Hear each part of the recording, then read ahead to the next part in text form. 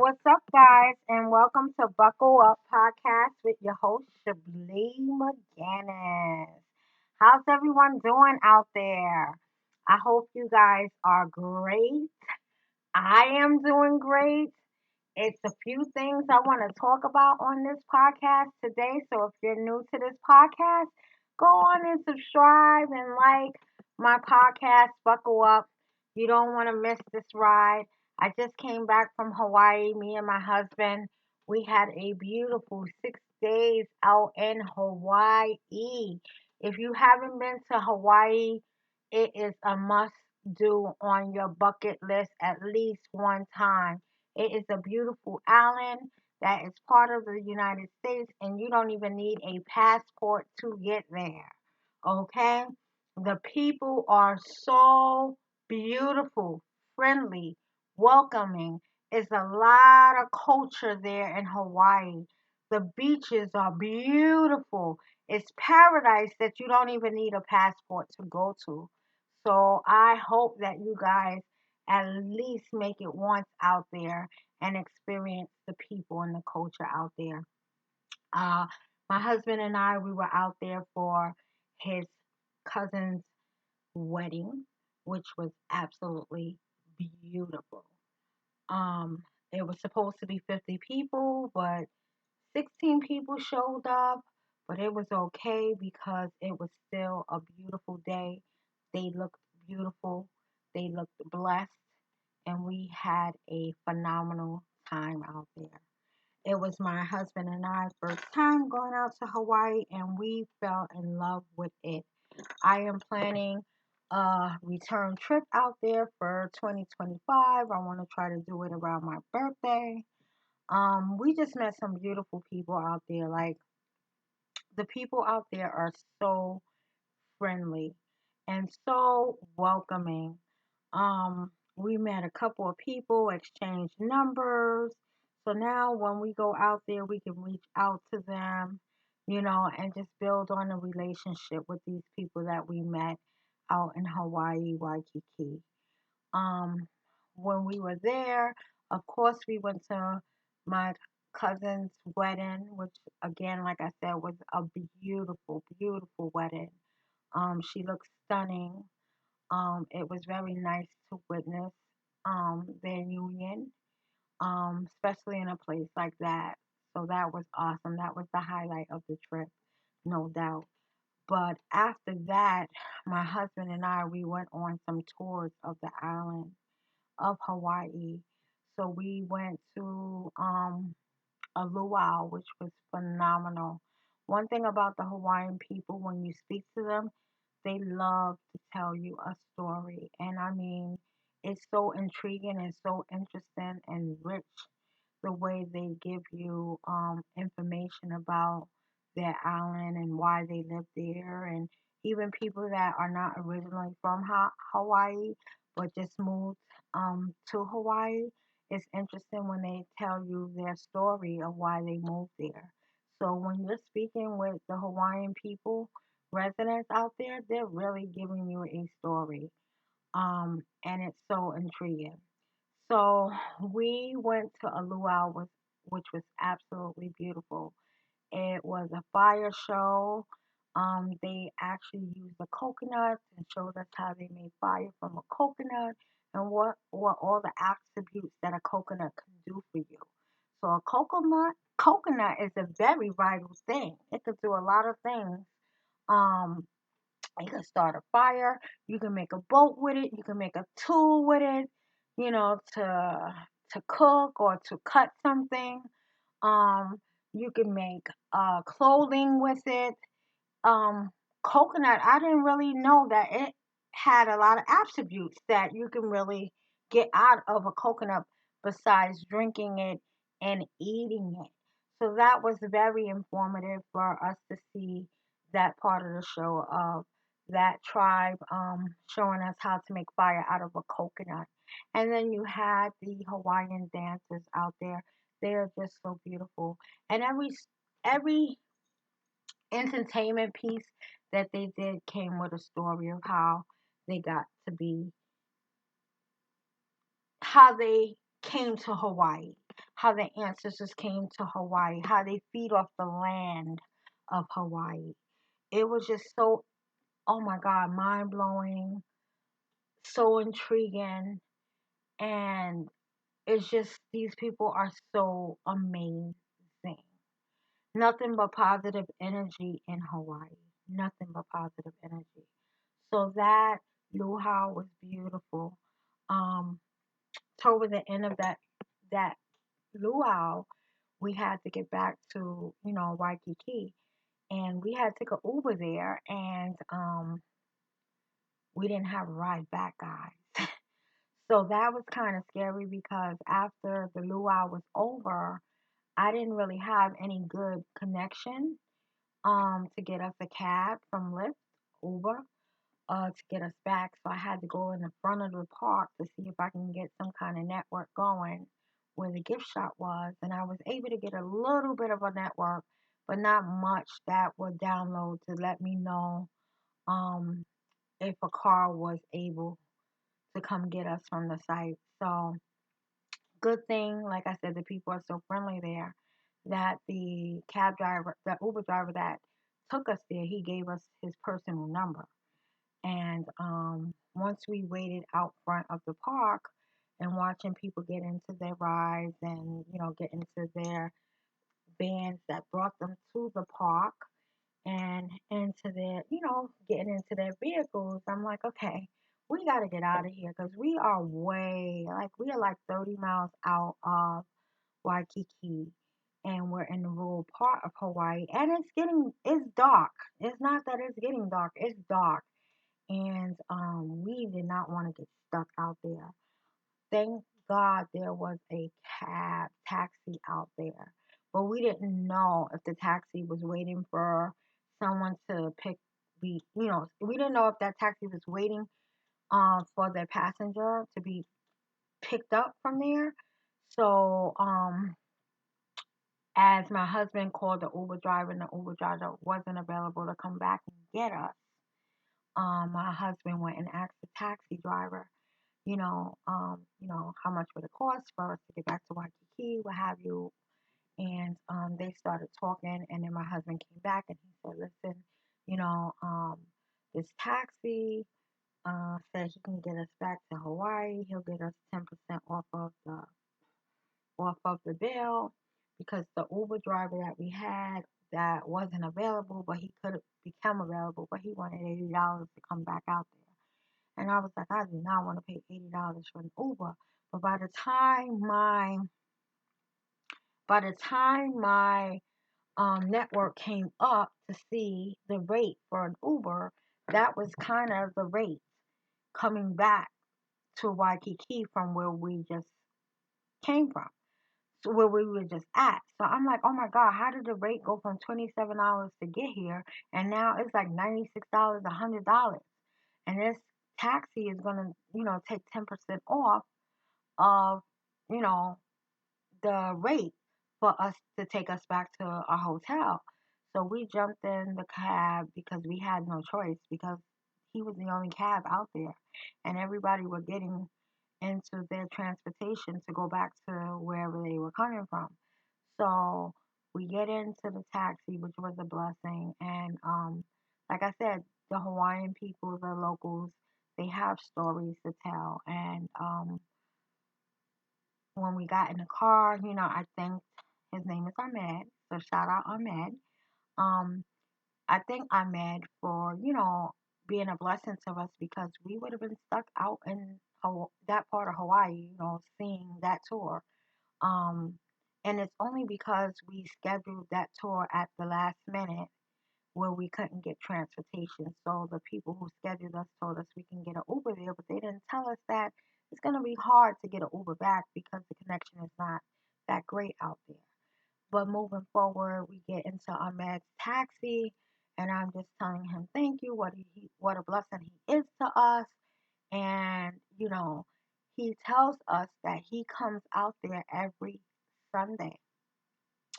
Sunday is his day off, but he works on Sunday and he goes to that particular spot because they have that event going on every Sunday.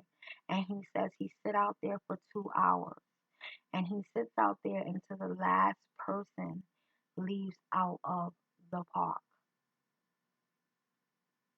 I was amazed. I really was amazed that he said that because he says he does this every Sunday. And he's like, there's the reception is horrible out here. I come every Sunday just to make sure that nobody gets stranded because it has been times that people got stranded out there, you know. And he says that's why he sits out there until the park closes. And he says sometimes, nobody comes in his cab, but he'll still sit out there just to make sure that nobody is left behind and is stuck on that part of the island. So I thought that was such a kind act for someone to do and a selfish act for someone to do, you know. And it's not about him making money to sit out there because he said it's times that he'll sit out there for the 2 hours and wait for the last person to leave, and the last person left, and nobody needs a cab, you know.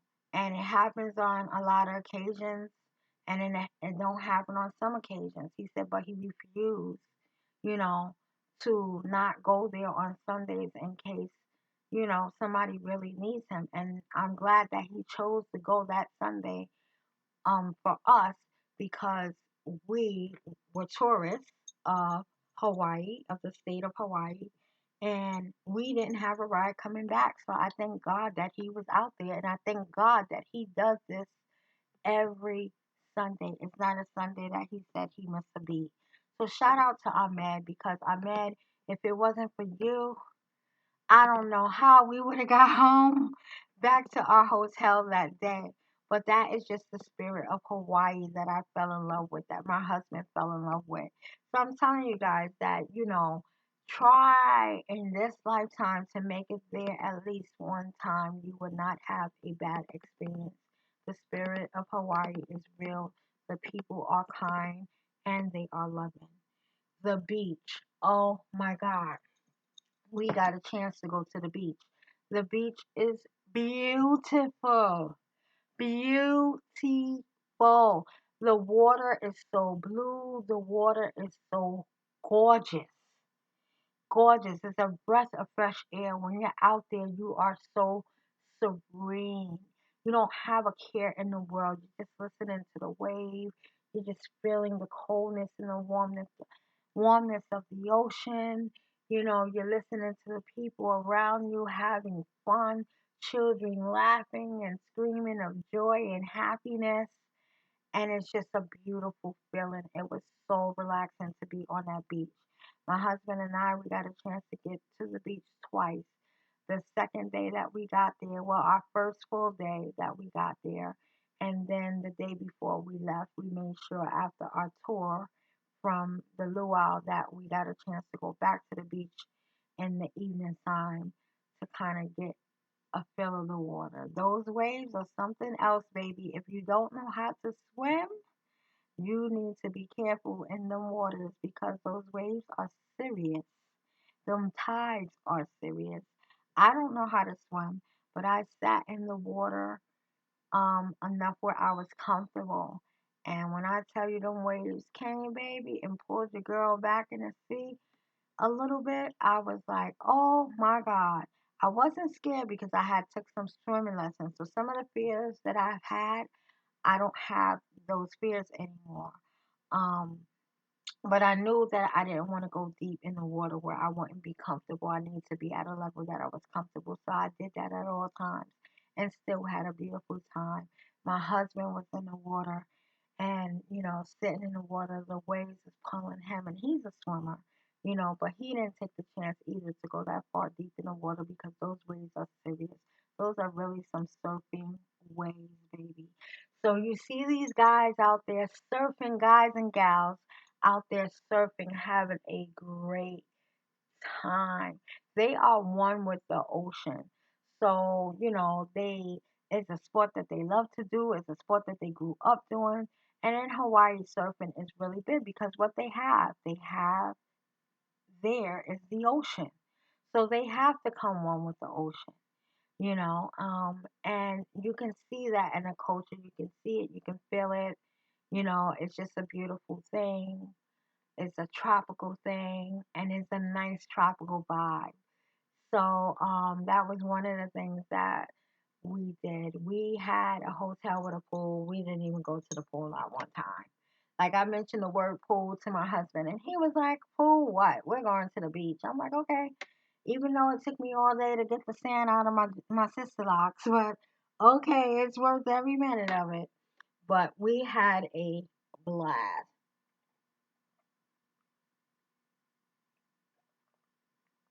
absolute blast.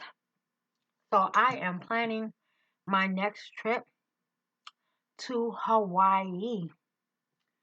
Sure is. Sure is. That is like my home away from home, I tell you. So I'm planning my next trip. Um, this time I want to take my immediate family because I really want them to experience what we experienced. So I'm trying to see if I can get my sons and my sister and my nephew, maybe some cousins to come out there with me and my husband and just share the experience of Hawaii because it's such a beautiful place. We went on some more tours of the farms, of the macadamium farm, the fruit farm, and I mean everything there is from the earth. Like you could tell the difference in the food from compared to the food here in the mainland and in the U.S. states. The food is definitely different. It's definitely more healthier because they don't have that additive and stuff like that. Yeah, it's commercial food that is out there because it is a state. So they do have McDonald's, Burger King, IHOP, Denny's, so you still get that kind of stuff in the city of Waikiki. But once you go out of Waikiki and you head out into the rural area, the farm area, it it's different. It's really different. There's a lot of farms and supermarkets out there, but they get their stuff fresh, and you can tell the difference. And their sugar is really sugar. Like I'm trying to figure out how I'm going to buy me some sugar from Hawaii where I know that it's pure cane sugar, and not this processed stuff that we have here in the States. But that's another topic. So we visited farms out there, which was beautiful. We got to taste and buy things from people, that are local who do these things handmade. And like I said, everybody tells a story. We went into this jewelry section of the tour where this woman was selling pearls and she was telling us the difference of the pearls, saltwater pearls and water pearls. Saltwater pearls are black, yellow, and white, and they're basically that color and they're harsh because of the salt. But if you get water pearls, they're more softer, they cost less, they're much better. They don't have all the colors as salt water, but they can form their own colors. That this what makes them so much special. And when you go to Hawaii and somebody's trying to sell you pearls, it's very important to find out which kind of pearls they're trying to sell you.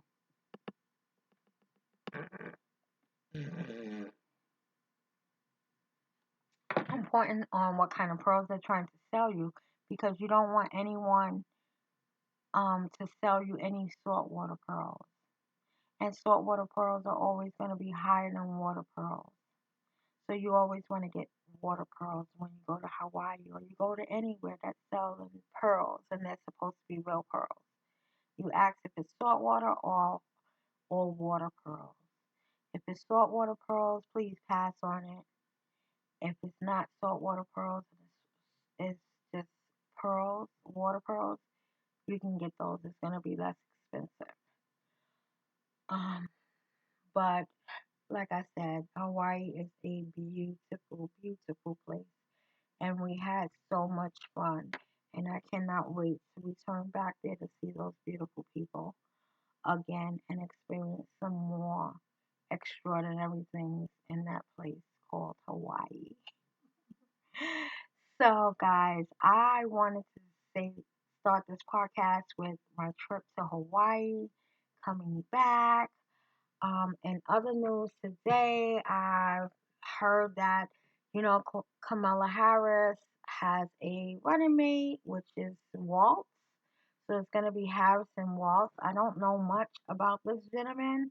I only heard like little snippets of his video of what he was talking about, him accepting the the him accepting to be on the ticket for Harris and Waltz, which is a good thing. I know he's the governor of Minnesota, and he, did a lot of great things for that state, or was doing a lot of great things for that state. So they're saying that this is a great ticket um, for Kamala Harris. So I'm hoping that we win this election so that we don't have to have Trump in office. Because if that man gets in office, I don't know what I am going to do. I got to figure out a quick exit plan out of the U.S. for 4 years if he's in office. Seriously. But I'm glad that she picked the running mate, and they're hitting the ground running with their own tour of the states to have people know what the ticket is about and to get people out there to vote on November 5th. So that is actually awesome to know that she has a running mate. So that is great. So I am going to end this Buckle Up podcast with what I always do at the end of each podcast. I am going to pull out a word, and let's see what I get for the word for today.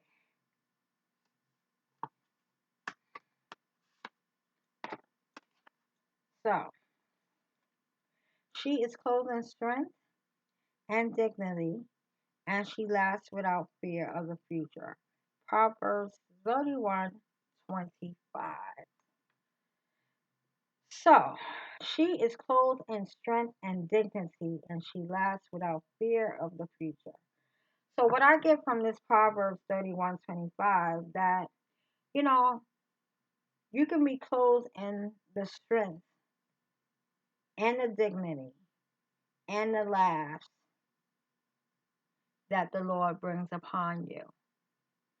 Meaning that He is armoring you in all those things: strength, dignity, and laughs. He covers you with those so that you can walk in your purpose, knowing that He is beside you. So you wouldn't have anything to fear because you know that God walks with you. So that's what I get out of this Proverbs 31:25. Walk in your purpose. And walk in your purpose with your head up high, your confidence intact, and know that you walk with somebody that is higher than yourself and that is a protector of yourself. And you're walking with his help on purpose. So I'm going to leave you with that. And I hope you guys are having a wonderful, wonderful day. Many blessings to you today and every day. And I'm just going to say goodbye for now. Thank you for listening to Buckle Up Podcast with your host, Shablee McGinnis. Bye for now.